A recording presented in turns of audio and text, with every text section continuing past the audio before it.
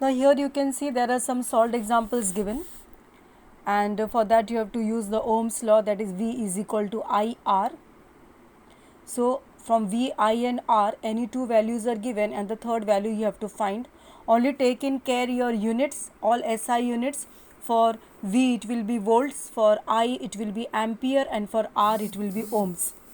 Again the next example 12.4, V is equal to IR, you have to solve. The third one is a bit different. They have given the resistance of a metal wire of length 1 meter is 26 ohm at 20 degrees Celsius. If the diameter of the wire is 0.3 mm, what will be the resistivity of the metal at that temperature? And using the table 12.2, predict the material of the wire. Now first, remember the formula, R is equal to rho L upon A. So use that and get it in the terms of resistivity, that is rho. So rho will be equal to RA upon L. Now R means the resistance, A is the area. Now wire is a diameter, so the cross section is going to be a circle, and circle का radius area क्या होता है, pi r square. Okay, so here diameter is given, so you can take half of that as the radius and you can solve it over here.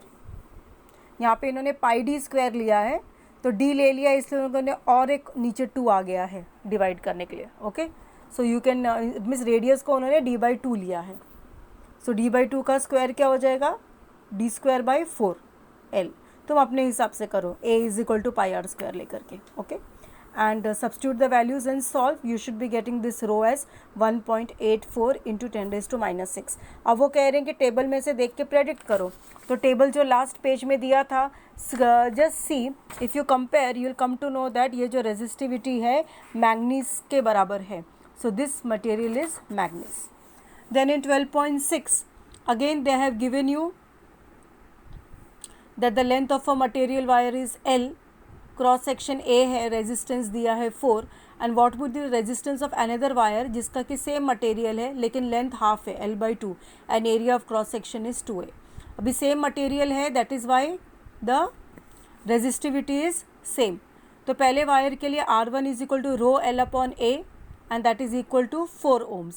दूसरे वायर के लिए रो, अभी L के जगह पे L/2 लिखेंगे क्योंकि लेंथ हाफ किया है, और एरिया के लिए 2A लिखेंगे क्योंकि एरिया डबल हो गया है. So R2 is equal to rho L upon 2 upon 2A, that is equal to 1/4 rho L upon A.